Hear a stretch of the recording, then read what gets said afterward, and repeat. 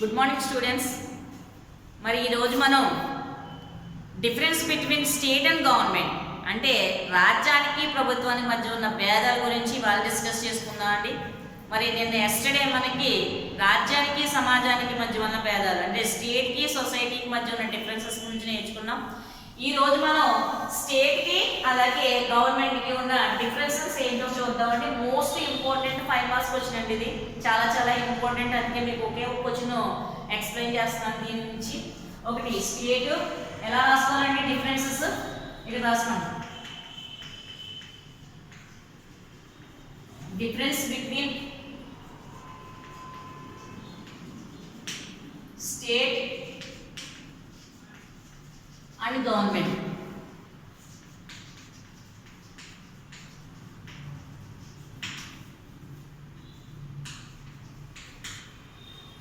అంటే రాజ్యానికి ప్రభుత్వానికి మధ్య గల భేదాలు. మీకు తెలుగు మీడియం వాళ్ళు ఎవరైనా ఉంటే తెలుగులో ఎక్స్ప్లెయిన్ చేస్తున్నాను కాబట్టి తర్వాత మీరు కాలేజ్కి వచ్చిన తర్వాత నోట్స్ ఇవ్వడం జరుగుతుందండి. అందుకని ఇంగ్లీష్ మీడియం మాత్రమే మీకు నోట్ చేస్తున్నాను, తెలుగు మీడియం నోట్ చేయట్లేదు. కానీ ఎక్స్ప్లెయిన్ చేస్తున్నాను కాబట్టి మీరు నోట్స్ తీసుకుని రాసుకున్నా పర్వాలేదు. అంటే నోట్ ఏదైతే ఎక్స్ప్లెయిన్ చేస్తున్నామో దాన్ని మీరు రన్నింగ్ నోట్స్ నోట్ చేసుకోండి. ఇక్కడ మనకి ఏం రాసుకుంటామండి, స్టేట్. ఇక్కడ మనం గవర్నమెంట్.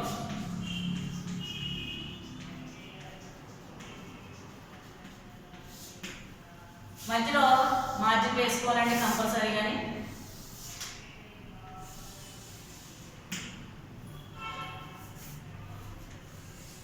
మీకు చెప్పానండి, చదివేటప్పుడు కూడా మనం ఇందులో ఏది ఫస్ట్ పాయింట్ చదువుతుంటే దాంట్లో అదే ఫస్ట్ పాయింట్ చదవాలండి.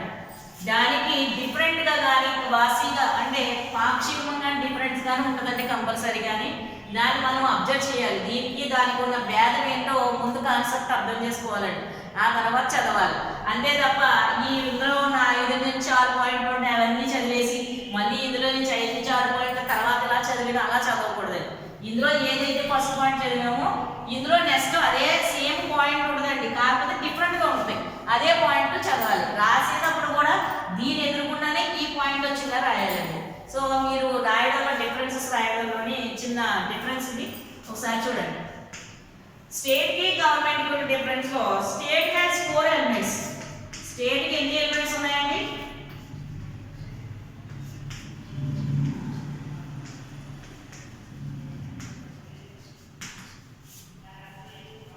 నేమ్లీ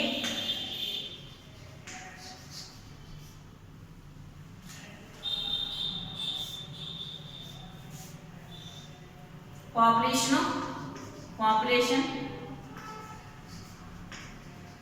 టెరిటరీ,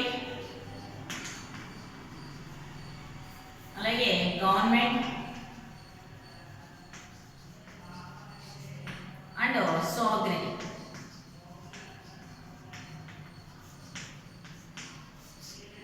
సోవరెనిటీ అండి ఇది. ఒకసారి చూడండి. State has 4 essential elements. ఎందుకు చెప్పుకున్నాం మనం? స్టేట్కి 4 ఎక్సెషనల్ ఎలిమెంట్స్ చెప్పుకున్నామండి. అంటే రాజ్యానికి ఉండవలసిన అతి ముఖ్యమైన లక్షణాలు 4. 1 పాపులేషను, 2 టెరిటరీ, గవర్నమెంట్, సోవరెనిటీ. అంటే పాపులేషన్ అంటే ప్రజలు, ఇది ప్రదేశము, ఇది ప్రభుత్వము, ఇది సార్వభౌమాధికారం. అంటే రాజ్యానికి 4 ముఖ్యమైన లక్షణాలు ఉన్నాయి. అవి ఏంటంటే 1 ప్రజలు, 2 ప్రదేశము, 3వది ప్రభుత్వము, 4వది సార్వభౌమాధికారంగా చెప్తున్నాడండి ఫస్ట్ పాయింట్. మరి ఇందులో ఏ పాయింట్ రాసుకుంటాం ఒకసారి చూడండి. అంటే స్టేట్ లో ఉన్న ఎసెన్షియల్ ఎలిమెంట్స్ ఏంటో రాసేదండి. మరి గవర్నమెంట్ లో ఏం రాయించండి? Government is the one of the essential elements of the state అండి. గవర్నమెంట్ ఈ 4లోని ఇది ఒకటి కాబట్టి గవర్నమెంట్ కాబట్టి మనం ఇందులో ఏం చెప్పుకోవచ్చు? Government is the essential elements of the state అని చెప్పుకోవచ్చు అండి. Government is the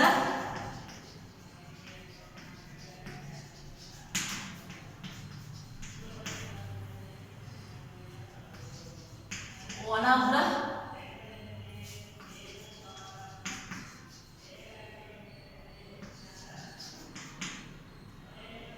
essential element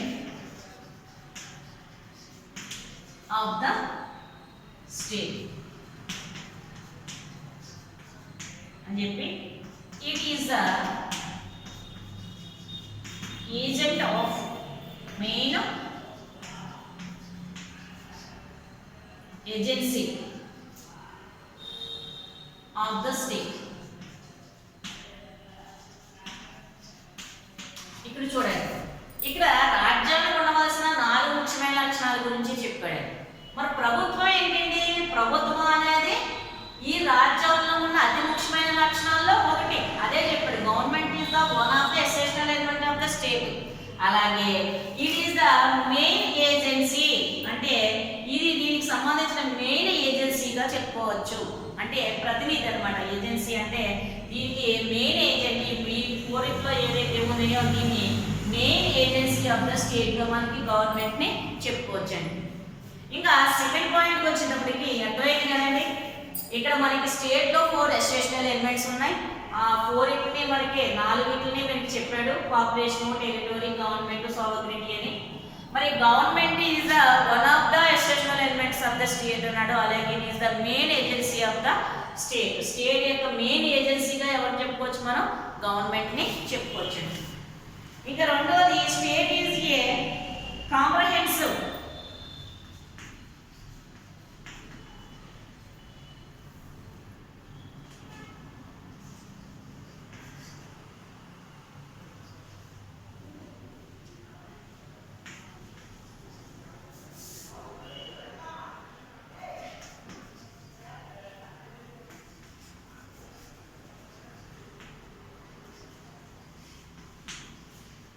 comprehensive organization. It includes all. It includes రాసుకున్నది includes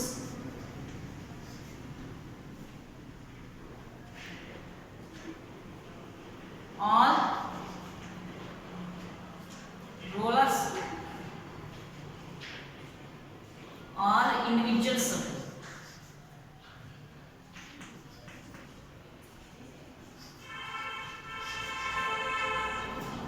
Rulers and rules.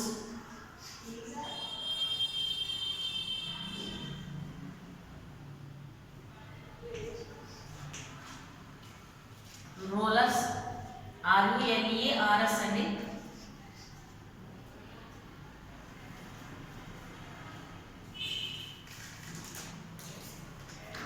ఇక్కడ మరి all living people live in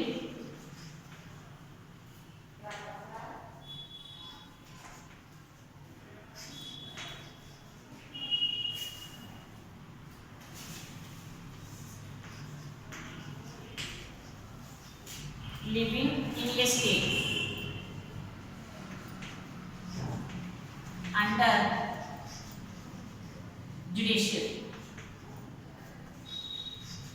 jurisdiction అండి.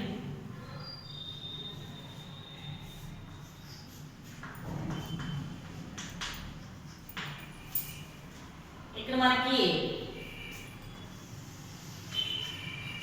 చూసినట్లయితే state is a comprehensive organisation అండి. ఇది ఒక కాంప్రహెన్సివ్ ఆర్గనైజేషన్ గా చెప్పుకోవడం, ఒక వ్యవస్థ, సమీకృతమైన ఒక వ్యవస్థగా చెప్పుకోవచ్చండి. ఇక్కడ మనకి టూ టైప్స్ ఆఫ్ పీపుల్ ఉంటారని చెప్పుకోవచ్చు. ఒకరు పాలించే వాళ్ళు, ఒకరు పాలింపబడేవాళ్ళు. పాలించే వాళ్ళని మనం రూలర్స్ అని పిలుస్తాం, రూల్డ్ అని పిలుస్తామండి. ఎవరైతే పాలించబడుతున్నారో వాళ్ళని రూలర్స్ అంటాం. ఇక్కడ రూల్డ్ అంటే ఇక్కడ రూలర్స్. ఇక్కడ రూల్డ్ అంటే పాలింపబడేవాళ్ళు అండి. రూలర్స్ అంటే ఎవరైతే పాలిస్తున్నారో మనకి రూలర్స్ అని పిలుస్తాం. అంటే వీళ్ళేమో పాలితులు, వీళ్ళేమో పాలకులు అనమాట. పాలకులు ఏమని పిలుస్తాం? రూలర్స్ అంటాం. రూలర్ అంటే ఎవరో పాలించేవాడు. రూల్డ్ అంటే ఎవరండి? పాలింపబడేవాళ్ళు. 2 రకాలైన పీపుల్ మనకి స్టేట్లో ఉంటారు. ఎవరు అన్నప్పుడు మొత్తం ప్రజలందరూ కూడా ఒకే జ్యూరిస్డిక్షన్ అంటే ఒకే న్యాయ వ్యవస్థ కింద ఉంటారని చెప్తున్నాడు. వీళ్ళందరికీ కూడా న్యాయ వ్యవస్థ అనేది ఈక్వల్గా ఉంటుంది, అందరికీ సమానమే. వాళ్ళు పాలించే వాళ్ళన్నా పాలింపబడేవారన్నా ఎవరికైనా న్యాయ వ్యవస్థ అనేది సమానంగా ఉంటుంది. ఇక్కడ మనకి స్టేట్లో మనకి 2 టైప్స్ ఆఫ్ పీపుల్ ఉంటారండి. ఒకటి రూల్డ్, రెండోది రూలర్స్ అని చెప్తున్నాడు.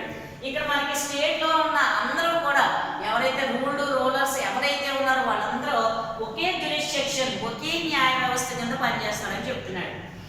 మనకి మరి ఇందులో ఏం చెప్తున్నాడంటే మనకి government is a limited organisation.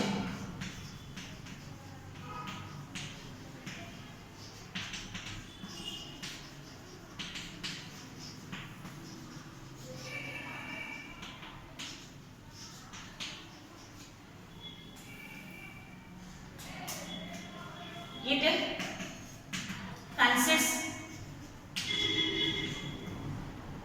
of only few members.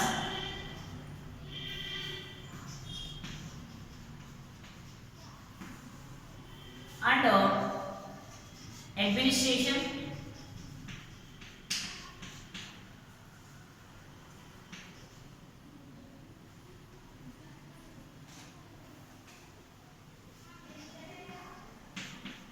administrative officers,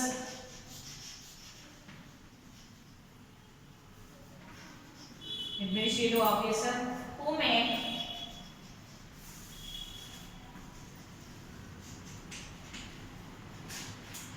implement law. ఇక్కడ చూడండి, ఇక్కడ మొత్తం ప్రజలందరూ కూడా స్టేట్ లోకి వస్తారండి. ఆ స్టేట్ లోకి వచ్చిన ప్రజలు మనం రెండు రకాలుగా చెప్పుకోవచ్చు, పాలకులు పాలితులు అని. పాలకులు అంటే పాలించేవారు, పాలితులు అంటే ఎవరైతే పాలింపబడుతున్నారో వాళ్ళు మనకి పాలితులకు రెండు రూలర్స్ అని చెప్పుకోవచ్చండి. ఇక్కడికి వచ్చేటప్పటికి గవర్నమెంట్ అనేది లిమిటెడ్ ఆర్గనైజేషన్, అంటే చాలా తక్కువ మంది అండి. మరి కన్సెన్స్ ఇందులో ఎవరు ఉంటారంటే ఒక ఫ్యూ మెంబర్స్ మాత్రమే ఉంటారు. మన గవర్నమెంట్ తీసుకున్నాం అనుకోండి, గవర్నమెంట్ మనం అందరూ ప్రజలందరూ వెళ్ళి గవర్నమెంట్లో ఉంటారంటే ఏముంటారు. ఆ గవర్నమెంట్లో ఉండే పనిచేసే వాళ్ళు గవర్నమెంట్లో ఎంతమంది ఉంటారో కొద్ది మంది మాత్రమే ఉంటారు, ఫ్యూ మెంబర్స్ ఉంటారు. మరి ఎవరంటే అడ్మినిస్ట్రేటివ్ ఆఫీసర్, ఎవరైతే అడ్మినిస్ట్రేషన్ కార్యనిర్వాహక శాఖకు సంబంధించి ఉంటారో అలాగే వాళ్ళు, అలాగే మనకి గవర్నమెంట్లో 3 రంగాలు ఉంటాయని చెప్పుకున్నాం కదండి. లెజిస్లేటివ్ ఉంటుందండి, ఎగ్జిక్యూటివ్ ఉంటుందండి, జ్యుడిషియరీ ఉంటుందండి. ఇందులో ఉన్న మెంబర్స్ మనం మొత్తం సాధారణ మెంబర్స్తో పోలిస్తే చాలా తక్కువ మెంబర్స్ ఉంటారండి. అందుకని ఇది ఫ్యూ మెంబర్స్ ఉంటారని చెప్తున్నాడు. హూ మేక్ ఇంప్లిమెంట్స్, ఇంకా లాని ఇంప్లిమెంట్స్ చేయడానికి వీళ్ళందరూ అడ్మినిస్ట్రేషన్ అందరూ పనిచేస్తారు. ఏదైతే లా అవుతుందో ఆ లానే ఇంప్లిమెంట్ చేయడానికి, గవర్నమెంట్ తరఫున ఇంప్లిమెంట్ చేయడానికి కొంతమంది మాత్రమే ఉంటారు గవర్నమెంట్లో. రాజ్యాల్లో అయితే స్టేట్లో అయితే మొత్తం అంత ప్రజలందరూ స్టేట్లోకి వస్తారండి. ఇక్కడైతే మన గవర్నమెంట్లో చాలా తక్కువ మంది మాత్రమే గవర్నమెంట్లో మనకి ఇంక్లూడ్ అయ్యి ఉంటారని చెప్పుకోవచ్చు. నెక్స్ట్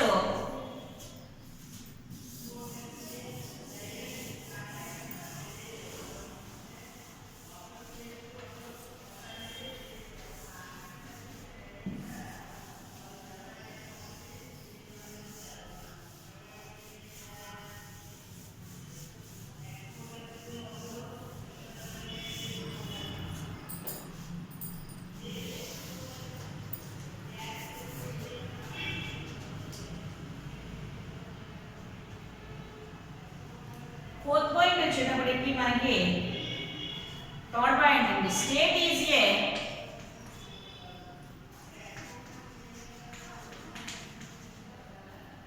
న్యాచురల్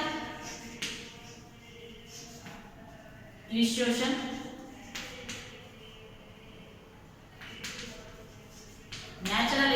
అంటే సహజమైన సంస్థ అండి. It exist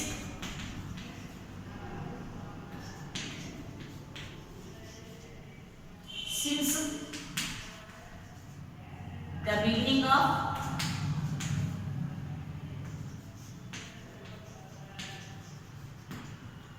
social life.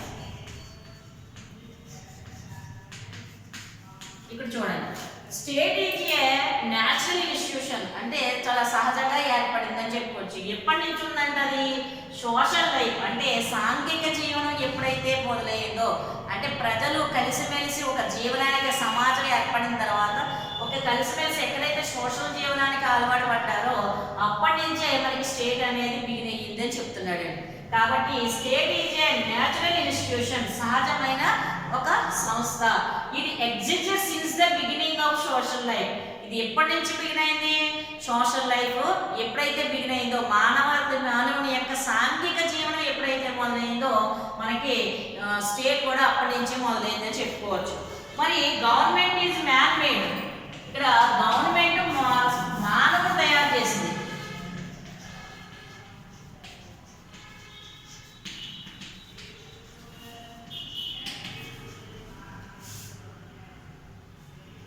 man-made, the rise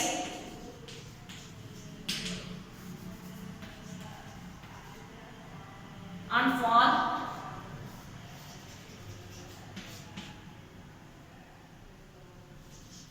of government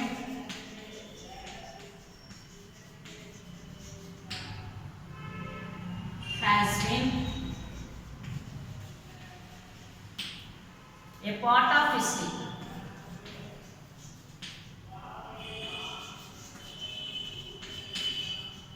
అంతే కదండి. గవర్నమెంట్ అనేది మ్యాన్ మేడ్. మ్యాన్ మేడ్ అంటే మానవ నిర్మితం అని అర్థం. మ్యాన్ మేడ్ ఏంటండి? మానవ నిర్మితం. మానవుడికి ఎలా కావాలితే, మనకి ఎలాంటి గవర్నమెంట్ కావాలితే అలాంటి గవర్నమెంట్ని మానవుడే ఏర్పాటు చేసుకుంటాడు. అయితే ఈ గవర్నమెంట్ అనేది రైజ్ అండ్ ఫాల్ ఉంటుంది. కొన్ని రోజులు ఈ గవర్నమెంట్ సక్సెస్ఫుల్గా రన్ అవ్వచ్చు, కొన్ని రోజులు ఇది పనికి రాకుండా పోవచ్చు. ఇది వరకు చూడండి రాజరికాలు ఉండేయండి, అంటే రాజే సార్వభౌమాధికారిగా ఉండేవాడు.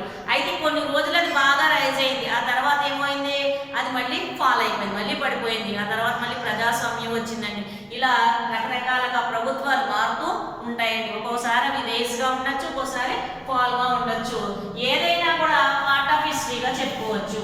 ఆ గవర్నమెంట్ మనం ఒక one of the part of the హిస్టరీగా మనం చెప్పుకోవచ్చు. అంటే పలానా పీరియడ్లో పలానా గవర్నమెంట్ ఉండేది, అప్పుడు సక్సెస్ఫుల్గా నడిచేది, ఆ తర్వాత అది ఎలా డౌన్ అయ్యింది, ఇలాగా మనకి రకరకాల అన్నీ కూడా మనకి హిస్టరీలో పార్ట్స్గా మనం చెప్పుకోవచ్చండి. నెక్స్ట్ 4th వన్ వచ్చి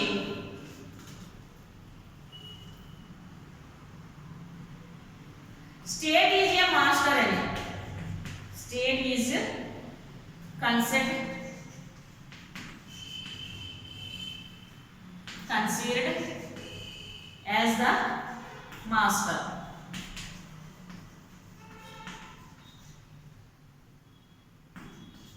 As it issues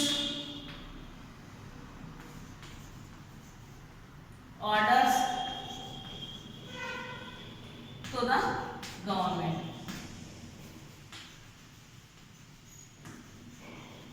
చూడండి, చాలా ఈజీ పాయింట్ అండి. స్టేట్ అనేది మనకు మాస్టర్గా చెప్పుకోవచ్చు. మాస్టర్ అంటే అది యజమాని. మాస్టర్ అంటే ఎవరు? యజమాని. యాక్చువల్లీ ఏదైనా ఇంకా ఇష్యూ జరిగినా లేదా ఆర్డర్స్ అయినా ఎవరికి పాస్ చేస్తుందని? గవర్నమెంట్కి పాస్ చేస్తుంది. మరి గవర్నమెంట్ అనేది సర్వెంట్ ఆఫ్ ద స్టేట్గా చెప్పుకోవచ్చు.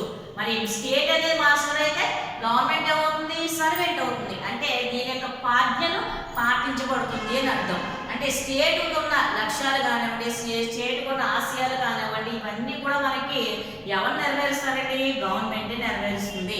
కాబట్టి స్టేట్ మనం మాస్టర్ అని చెప్పుకోవచ్చు. మాస్టర్ ఇచ్చిన ఆజ్ఞలు కానివ్వండి, ఆర్డర్స్ కానివ్వండి, ఏదైనా సరే ఇష్యూస్ కానివ్వండి, గవర్నమెంట్ ఏం చేస్తుంది? తను పాటిస్తుంది, లేకపోతే దాన్ని ఏం చేస్తుందండి? నెరవేరుస్తుందని చెప్పుకోవచ్చు. ఇక్కడ government is A viewed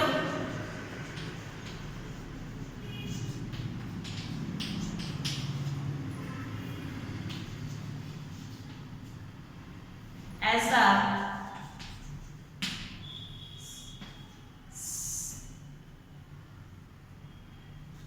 servant of the state. So మనకి చాలా ఈజీగా అండి.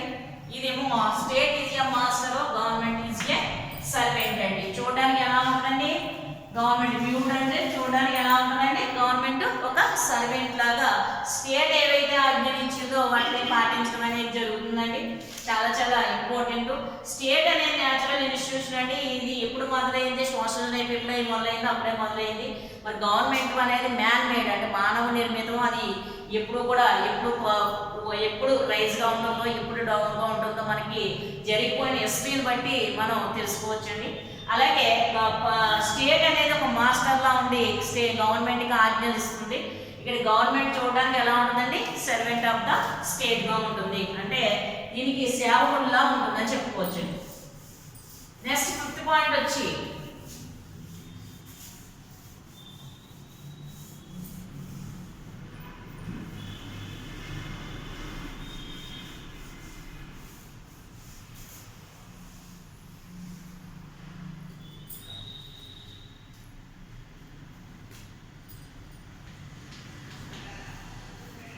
membership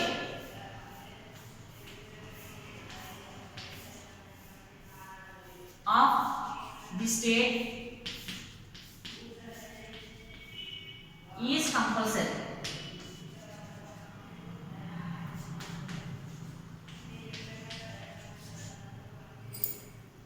అంటే స్టేట్ మనకి మన యొక్క మెంబర్షిప్ అనేది స్టేట్లో కంపల్సరీ అండి. పుట్టగానే మనం మెంబర్షిప్ సాధిస్తాం. ఇక్కడ మెంబర్షిప్ అంటే మనకి సిటిజన్షిప్ అనమాట అండి. గమన ఏ దేశం అనేది సరే ఆ దేశంలో ఎవరైతే బర్త్ అయ్యారో కంపల్సరీగా వాళ్ళ యొక్క మెంబర్షిప్ అనేది వచ్చేస్తుంది అనమాట ఆటోమేటిక్గా. అంటే కంపల్సరీగా దేశాన్ని ఉన్న మనకి ఆ స్టేట్లో మెంబర్షిప్ అనేది కంపల్సరీ. మరి గవర్నమెంట్లో మనకి మెంబర్షిప్ కంపల్సరీ అండి.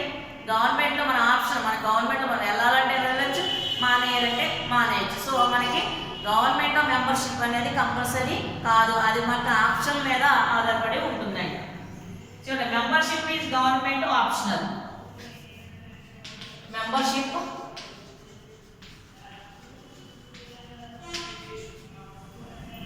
In government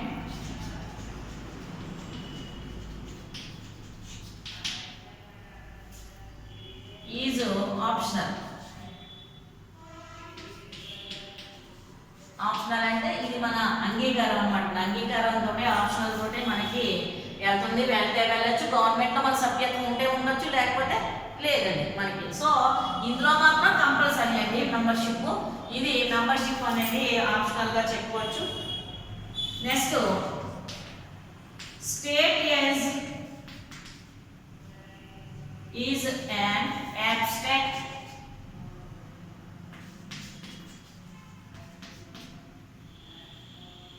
organization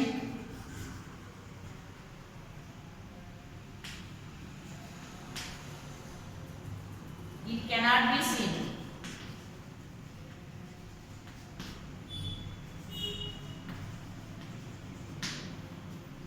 Government is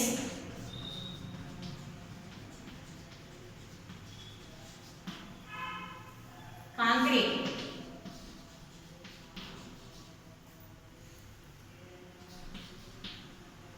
and different.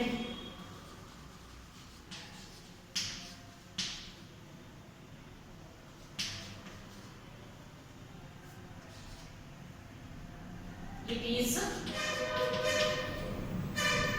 a physical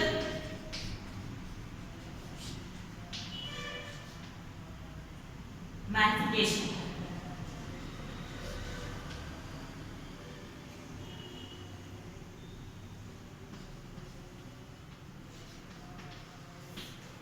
చూడండి, స్టేట్ ఈజ్ ఏ అబ్స్ట్రాక్ట్ అంటే అమూర్తం అని అర్థం. అమూర్తం అంటే కనిపించదని అర్థం అండి. అమూర్తం, అమూర్తం అంటే మనకు అప్పుడు స్టేట్ ఉంది, స్టేట్ అని మనం చెప్పుకుంటాం అంతే. ఇది మనకి కెనాట్ బి సీన్, కనిపించదండి స్టేట్. కానీ గవర్నమెంట్ అనేది కాంక్రీట్ అంటే ఇది మూర్తమైంది అని అర్థం. మూర్తం అంటే చూడటానికి కనిపిస్తుంది. ఒక గవర్నమెంట్ ఉందానికి ఒక ఫార్మేట్ తెలిసింది, ఇందులో ఎంతమంది సభ్యులు ఉన్నారు, లేకపోతే ఎంతమంది ఆఫీసర్స్ ఉన్నారు, లేదా రిజిస్ట్రేషన్ ఉన్నది, లేకపోతే ఎగ్జిక్యూటివ్లో ఉండి ఎంతమంది ఉన్నారు, జ్యుడిషియల్ ఎంతమంది అని ఒక ఫార్మేట్ ఉంటుందండి. అలాగే అది డిఫరెంట్ అంటే అదేనండి, ఒక నిర్దిష్టంగా ఉంటుంది అనమాట అండి. ఇట్ ఈస్ ఏ ఫిజికల్ మ్యానిఫికేషన్, అది ఒక ఫిజికల్ భౌతికపరమైంది కాబట్టి అది మనకి చూడడానికి కనిపిస్తుంది. కానీ ఇది భౌతికపరమైనది కాబట్టి ఒక స్టేట్ అంటే మనకి కెనాట్ బి సీన్ అన్నాడు, అది కనిపించదు. ఎందుకంటే అది ఒక అబ్స్ట్రాక్ట్, అమూర్తమైంది కాబట్టి అని చెప్తున్నాడు. మీకు మొత్తానికి ఇవి 6 పాయింట్స్ అండి, వెరీ వెరీ వెరీ ఇంపార్టెంట్ అండి. మీరు 5 మార్కులకి కంపల్సరీగా 5 పాయింట్లు, 5 నుంచి 6 పాయింట్లు రాయాలి. మోస్ట్ ఇంపార్టెంట్ అండి. Okay, thank you so much. మీరు తెలుగు మీడియం వాళ్ళు ఎవరైనా ఉంటారు, మీకు ఫాలో అవ్వండి, రాసుకోండి నోట్స్, లేకపోతే తర్వాత నోట్స్ ఇవ్వడం అనేది జరుగుతుందండి. ఓకే.